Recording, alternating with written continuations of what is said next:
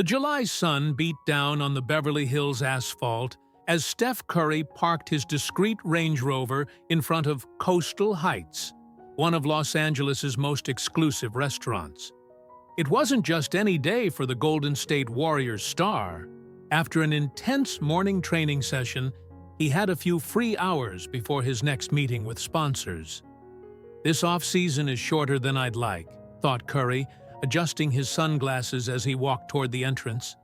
With 3 people from his team, his financial agent, his childhood friend Marcus, and one of his foundation members, Curry was seeking a moment of tranquility, away from the constant buzz surrounding his life. "Mr. Curry, it's an honor to have you," said Alan Hartman, the restaurant manager, a middle-aged man with impeccable posture, who rushed to greet him as soon as he crossed the threshold. "We've prepared our most private table, as requested."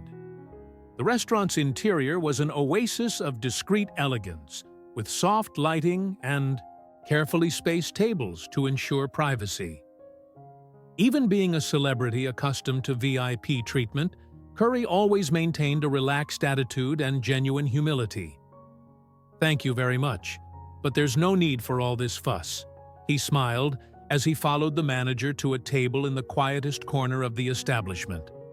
"Vanessa will be your server today," explained Hartman, gesturing toward a Latina woman in her early 20s who approached with professional posture. "She's one of our best staff members." Steph immediately noticed the discreet Lakers pendant necklace she wore, a subtle detail that didn't escape the observant player's eyes. He smiled, familiar with fans' passion, regardless of which team they supported. "Good afternoon, gentlemen. Can I offer you something to drink while you decide on the menu?" Vanessa's voice was controlled and professional, but Curry noticed a certain coldness that contrasted with the manager's warm reception. "Sparkling water for everyone, please. And perhaps you could recommend the house specialties," Steph responded with his characteristic easy smile. As Vanessa explained the dishes with technical efficiency, Curry noticed how she avoided looking directly into his eyes. Years of interviews and interactions with fans had made him sensitive to behavioral nuances. Marcus, always the most playful of the group, commented as soon as Vanessa walked away. "I think we found a Lakers fan who isn't too happy serving you, Steph." "Everyone has. Their team," Curry shrugged, always diplomatic. "And let's be honest, we haven't given Lakers fans many reasons to smile in recent years."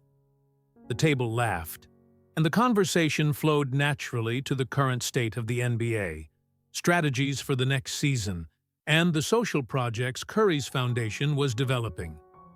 When Vanessa returned to take their orders, the atmosphere was already relaxed. "So," Steph casually commented as she wrote down the orders, "how long have you been a Lakers fan?" Vanessa seemed momentarily surprised by the personal question, but answered professionally. "Since I can remember. Family tradition." "I respect that," Steph affirmed sincerely. "They're a team with incredible history." "The greatest team in NBA history," Vanessa replied, a flash of pride crossing her normally contained expression. Marcus, unable to resist, commented, "Well, historically, yes, but in recent years—" "Don't provoke Marcus," Curry interrupted, laughing. "Not everyone needs to be reminded of how many rings we've won recently." It was an innocent comment, something Curry would say in any interview, but the effect on Vanessa was instantaneous. Her face stiffened, her eyes darkened, and she gripped her notepad hard enough to turn her knuckles white. "I'll put in your orders," she said in a tense voice, turning away quickly. Throughout lunch, the tension remained. Vanessa performed her duties with robotic efficiency, but with each interaction, Steph noticed the gradual increase in contained hostility. Small details revealed her irritation. A glass placed down with slightly excessive force, monosyllabic responses, dishes served without the protocol smile. The climax came when Marcus, already at dessert, reignited the basketball subject. "Hey, Steph, Did you see that statistic showing you have better three-point shooting than the entire Lakers team combined last season? It was the last straw. While serving coffee, Vanessa stumbled slightly, spilling the hot beverage on Curry's arm, causing him to stand up instinctively. "Oh, sorry," she said, without a trace of regret in her voice. "Accidents happen, just like championships bought with millionaire superstars." A sepulchral silence fell over the table. At another nearby table, a customer already had their phone out, recording the scene. "Vanessa!" Mr. Hartman's voice cut through the air like a razor. "My office! Now!" Curry, recovering from his surprise, tried to intervene. "It's okay. It was just an accident." "No, Mr. Curry, it's not okay," interrupted Hartman, furious. "This is unacceptable. Vanessa, you're fired. Collect your things and leave immediately." Vanessa's face alternated between anger and shock, as if only then realizing the gravity of what she had done. Without saying a word, she tore off her apron and headed toward the back of the restaurant. "It's really not necessary," Curry began, but Hartman was already falling over himself with apologies and offering the meal on the house. When Steph Curry left the restaurant 30 minutes later, the video of the incident was already beginning to circulate. His phone wouldn't stop ringing. His public relations team, journalists, friends asking what had happened. Sitting in the back seat of the car as his driver navigated through Los Angeles traffic, Curry observed a notification from his advisor. "It's already going viral. We need an official statement." But instead of anger, Steph felt a strange curiosity. What would lead someone to risk their job that way? There was something in Vanessa's look that seemed to communicate more than simple sports rivalry. "I want to know more about her before any statement," Curry replied, surprising his advisor. "There's more to this story than we're seeing." Curry humiliated and Lakers waitress. The trending topics on Twitter were exploding as Steph arrived at the Four Seasons Hotel. His phone wouldn't stop vibrating with notifications, messages from other players, and urgent emails from his PR team. The 43-second video had already surpassed 5 million views in just 3 hours. The angles were multiple. At least 4 different customers had captured the moment of the spilled coffee and Vanessa's acidic comment. "We need to issue a statement now," insisted Melissa, his PR team coordinator, for the 3rd time in 20 minutes. "The narrative is slipping out of our control." Curry leaned back on the king-size hotel bed, running his fingers through his hair as he scrolled through the comments. The internet had quickly divided. "Queen Vanessa! Finally, someone had the courage to say it to his face," wrote a Lakers fan. "Absolutely unprofessional behavior. She deserved to be fired on the spot," responded a Curry defender. "Who does this waitress think she is? Curry should sue her for assault," exclaimed another comment. What bothered Steph most wasn't the aggression itself. Accidents happen in restaurants every day. But how the incident was, being distorted to feed a toxic rivalry between fan bases. "I'm going to call Isha before we decide anything," he finally said, referring to his wife. Melissa sighed, recognizing that determined tone indicating there was no point in arguing. "You have 30 minutes. After that, silence starts to look like guilt or arrogance." When he finally got some privacy, Curry dialed the familiar number. "I just saw the video," Isha answered immediately. "How are you?" "I'm fine. It was just coffee." He laughed lightly. "But the internet is on fire." Melissa must be climbing the walls wanting a statement. Isha knew the protocol well. "Something doesn't seem right," Steph confessed. Her reaction was too exaggerated to be just about basketball. "I saw something in her eyes. Desperation, maybe? I can't explain it." You've always been good at reading people, Isha agreed. What are you thinking of doing? I want to know more about her before saying anything. Remember when I was rejected by all those teams because they thought I was too small? Sometimes people judge us without knowing our story. After hanging up, Curry asked Marcus to use his contacts in LA to find out more about Vanessa Rodriguez. Within an hour, he had a small dossier. Business administration student at the local community college, working 2 jobs to pay bills, father hospitalized with heart problems at Presbyterian Hospital. She also works at a coffee shop near the hospital in the mornings, Marcus informed, and from what I've discovered, her father's situation isn't good. Expensive experimental treatment, no insurance coverage. Curry remained silent, processing the information. On his laptop screen, new headlines scrolled by. Lakers fan waitress fired after humiliating Steph Curry, and fans crowdfunding to hire the waitress who stood up to Warriors star. A new video appeared in his feed, an impromptu interview with Mr. Hartman at the restaurant's entrance. Coastal Heights takes pride in serving celebrities and ordinary people with the same level of excellence and respect, the manager said, visibly stressed with microphones in his face. Ms. Rodriguez's behavior was completely unacceptable and doesn't reflect our values. Mr. Curry was extremely understanding, but we had to make an immediate decision. Steph turned off the video and gazed out the window at the Los Angeles skyline. The sun was beginning to set, painting the sky with shades of orange and purple reminiscent of Lakers colors.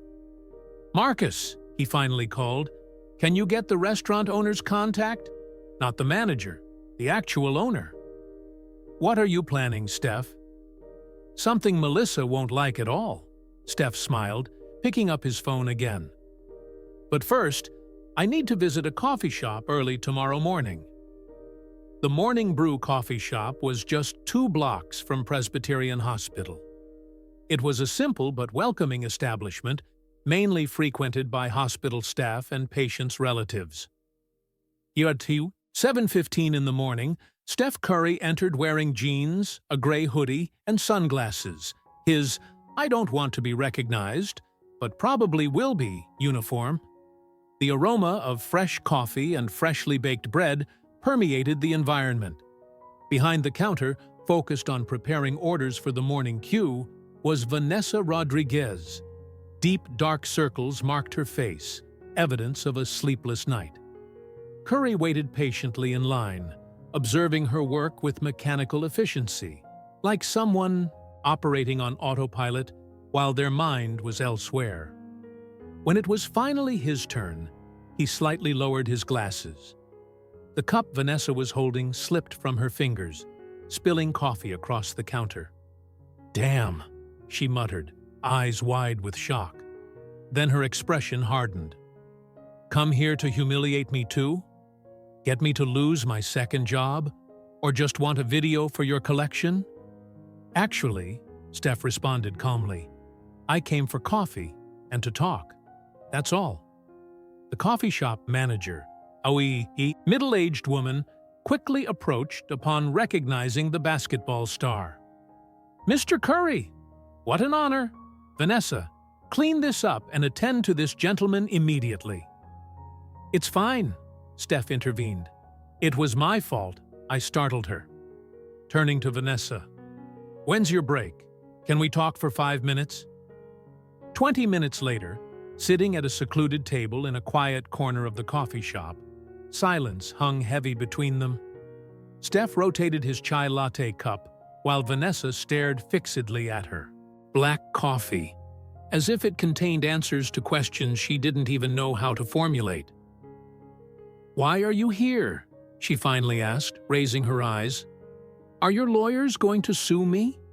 Because I don't have money even for my father's treatment, much less to pay compensation." "Nobody's going to sue anybody," Steph assured. "I came because I wanted to understand." "Understand what?" That I'm an idiot who threw away a good job because of a silly provocation? I've already realized that on my own. Thanks. Steph studied her face for a moment before responding. You know, when I was trying to enter the NBA, I heard from almost everyone that I was too small, too weak, that I would never make it. Many people judged me just by what they saw on the surface. Vanessa frowned, confused by the direction of the conversation. We all have bad days, he continued. Days when a small provocation can be the last straw. I found out your father is hospitalized. You've been investigating me? The CTO's defensive tone returned to her voice. Let's call it context research. Steph smiled slightly. My father also had heart problems when I was younger. It's scary. Something in the sincerity of his tone made Vanessa's shoulders relax a bit. He worked at the Forum for 32 years, she finally said. Janitor, met Magic Johnson, Kareem, Kobe. Raised me alone after my mother left. The Lakers aren't just a team for us, understand? They're family.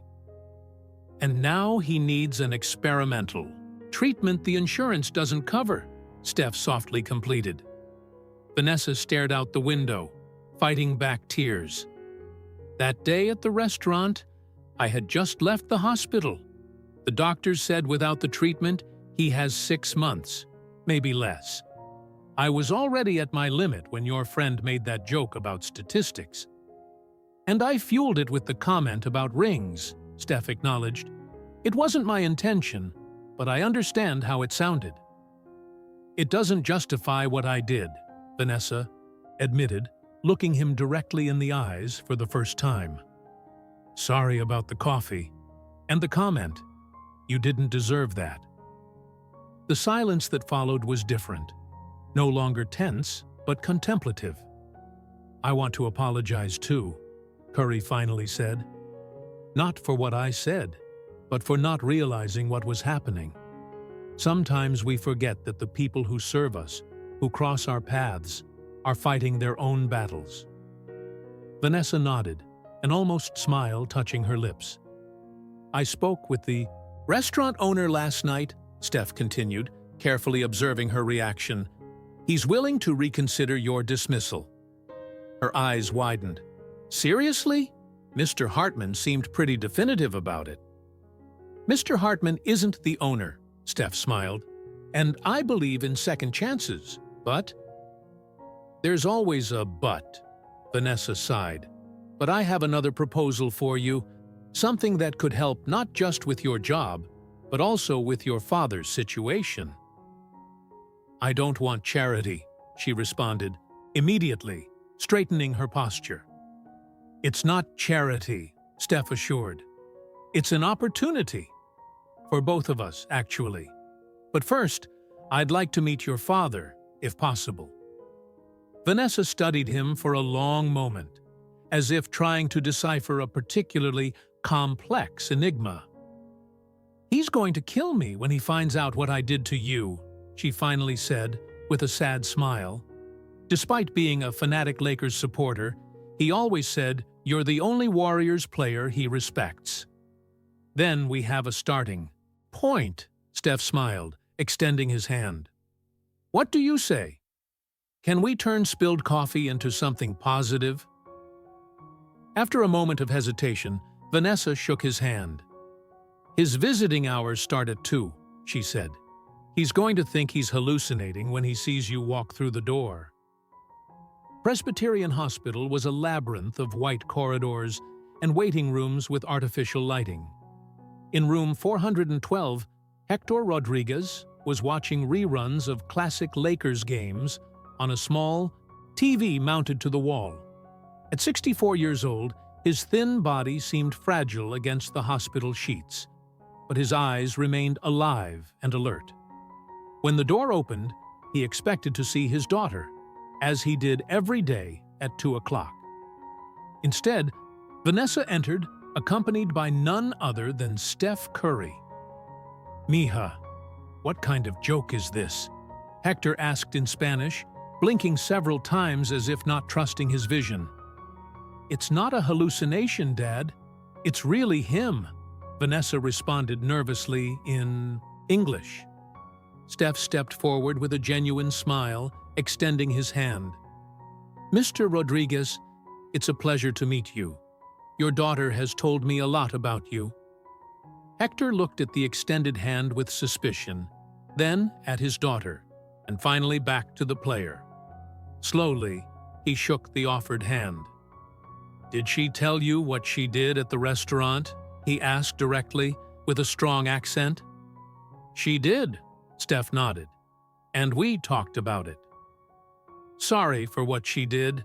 That's not how I raised her," said Hector with dignity, despite the vulnerable situation he found himself in. "Actually," Vanessa intervened, "he came with a proposal." In the 30 minutes that followed, in a small private room that the hospital administration quickly made available upon discovering who the visitor was, Steph explained his idea. It wasn't a prefabricated statement from the PR team, nor a marketing maneuver. It was something he had developed during the night, after hours of reflection. A campaign called Respect Beyond the Court, Steph explained, showing a draft on his iPad, focused on how passion for sports can unite rather than divide, using our incident as a starting point for a larger conversation about respect, mental health, and social pressure.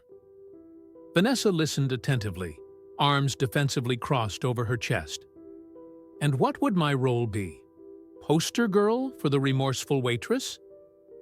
"Administrative coordinator of the program," Steph corrected, "based on your experience and business administration education. Real work, not just public relations." "And my father's treatment?" she asked directly. "I have some contacts at Stanford Medical Center," Steph calmly replied. "They have an experimental program that matches exactly what your father needs. I've already checked. There's a spot available." Hector, who had been listening silently, interrupted. "I don't want to be a charity case, Mr. Curry." "With all due respect, Mr. Rodriguez, it's not charity," Steph replied, looking him in the eyes. "Stanford needs patients for their study. You need the treatment. It's an exchange. As for Vanessa's work, believe me, my foundation desperately needs someone with your background and frankness." A reluctant smile appeared on the older man's face. "Frankness, is that what they call it now?" "Dad!" Vanessa protested, but Steph laughed. "Exactly the kind of person I need on the team. Someone who's not afraid to speak truth, even to an NBA star." Vanessa looked at her father, then at Steph, suspicion still present in her eyes. "Why are you doing this?" she finally asked, the question that clearly tormented her. "You could have just sued me, or ignored me, or made a generic statement and moved on with your life. Why care?" Steph considered the question for a moment before responding. "Because when that video went viral, I saw the worst side of sports fandom. People using our encounter to fuel online hate. Lakers fans attacking my family. Warriors fans calling for your head. And I thought, this isn't what sports should be about." He paused, looking out the window that showed the Los Angeles skyline. "I have 3 children," he continued. "I don't want them growing up in a world where one bad moment defines someone forever, or where sports rivalries transform into personal wars. What happened between us can be a lesson.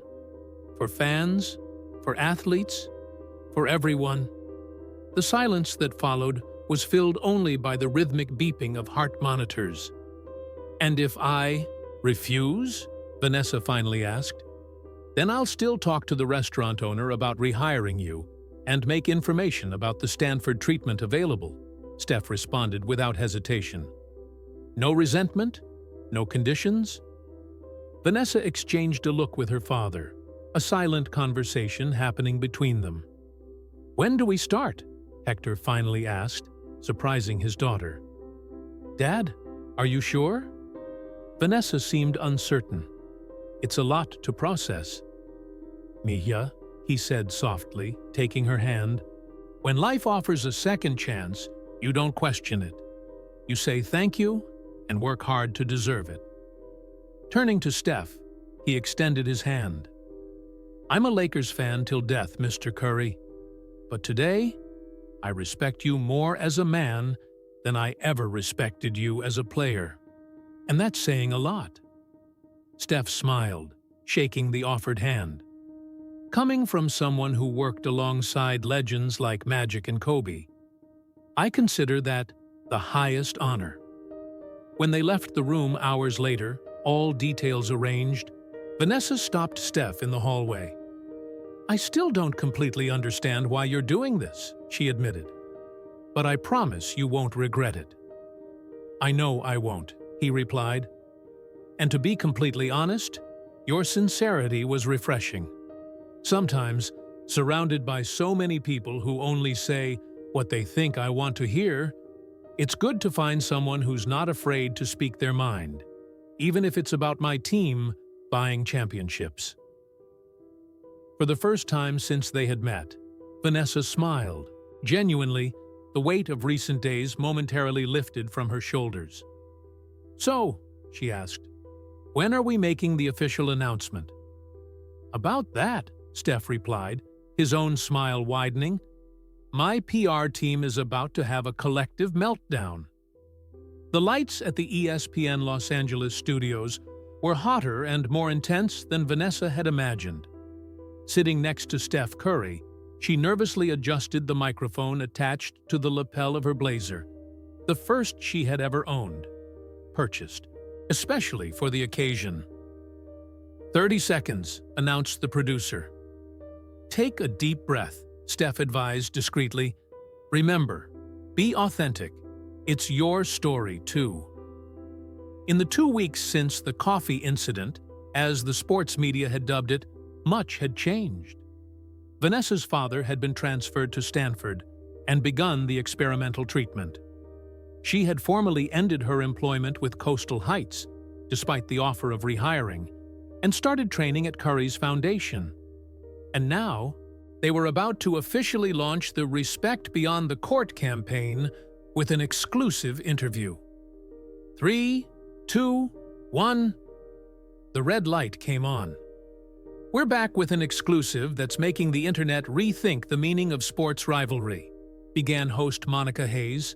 "Steph Curry and Vanessa Rodriguez, an unlikely duo united by an incident that went viral for the wrong reasons and is now returning to headlines for inspiring motives. Welcome to Sports Center." The first few minutes were predictable, recapping the incident, showing the video, which Vanessa still found painful to watch, questions about initial reactions. It was when Monica directed a question specifically to Vanessa that nervousness reached its peak. "Vanessa, many called you a heroine, others a villain. How was it dealing with this sudden exposure?" She swallowed hard, looking briefly at Steph, who nodded encouragingly. "It was terrifying," she answered honestly. "One minute I was just an anonymous waitress, with normal problems, bills to pay, sick father, studies to complete. The next minute, my face was everywhere. People who never knew me deciding who I was based on 40 seconds of video." Her voice grew firmer as she continued. "The worst part wasn't losing my job, but the dehumanization. For some, I was a symbol of resistance against a rival team. For others, a villain who disrespected their idol. Nobody asked, who is this woman really? What led her to that moment?" The host, clearly impressed with the response, turned to Steph. "And you, Steph? What made you seek her out instead of simply moving on?" "Curiosity, initially," he admitted. "I saw something in that interaction that seemed deeper than basketball. And the more I learned about Vanessa and her father, the more I realized we had an opportunity to transform a negative moment into something positive. The interview continued, detailing the Respect Beyond the Court initiative, educational programs in schools, anti-bullying, campaigns, and mental health workshops for young athletes. What no one expected was the announcement they made at the end. Next week, Steph revealed, we'll be inaugurating our first community center in Inglewood, with free programs for young people of all ages. And yes, Lakers and Warriors will be equally celebrated in the space. Rivalry belongs on the court, Vanessa added, with a confidence that surprised even herself. Off the court, we are all part of the same community. When the lights went out and the microphones were turned off, Monica Hayes approached them. "That was fantastic," she said. "You just created the most authentic moment we've had on this show in years." On the way out of the studio, Vanessa checked her phone. There was a message from her father, a selfie of him giving a thumbs up from his hospital bed, with the interview playing on the TV in the room. Below the photo, a simple message. "Proud doesn't describe even half of what I feel. My daughter." Her social media was exploding with notifications. Thousands of them. Unlike the previous weeks, they weren't messages of hate or blind adoration. They were from young people, especially girls, thanking her for sharing her story, for showing that it was possible to transform a mistake into an opportunity, vulnerability into strength. "Ready for the next phase?" asked Steph as they entered the car that was waiting for them. Vanessa smiled, feeling for the first time in weeks that the weight on her shoulders had diminished. "The community center will need a coordinator for youth programs, won't it?" she responded.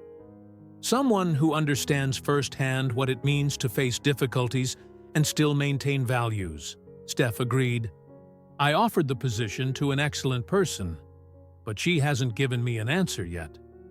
Vanessa looked out the car window, observing the Los Angeles skyline, the city that had almost destroyed her and now offered a new beginning. "Consider it accepted," she finally said, "but with one condition." "What's that?" asked Steph, curious. "That the first event will be watching a Lakers versus Warriors game together, with swapped jerseys and without spilling coffee on anyone." Steph laughed loudly, extending his hand for a handshake. "Deal!" And Vanessa, welcome to the team. As the car pulled away from the studio, social media was already sharing a moment that attentive viewers had captured during the interview. A brief instant when, while the cameras focused on Monica, Vanessa had discreetly wiped away a tear, and Steph had gently placed his hand on her shoulder in support. The hashtag Respect Beyond the Court was already a national trending topic. Vanessa Rodriguez, the waitress who had deliberately spilled coffee on an NBA star, had found her place, not as a victim or villain, but as a bridge between rivalries, between communities, between what people saw and who she really was. In Stanford, her father was watching the replay of the interview with a group of nurses and other patients gathered in the community room. When asked about his daughter, he simply replied, "She has always had the courage to take a stand. The difference is that now the world is ready to listen." That night, when she finally arrived at the small apartment she would soon leave behind, Vanessa found a package at the door. Inside was a Warriors jersey signed by the entire team, with a note from Steph. "To remember that the greatest victories happen when we have the courage to play as ourselves, both on and off the court. P.S. This one doesn't spill coffee, I promise." She laughed, hanging the jersey on the wall next to her old Lakers jersey. A reminder that sometimes the greatest rivals can become the most unexpected allies, and that life, like basketball, is full of turnarounds in the final quarter.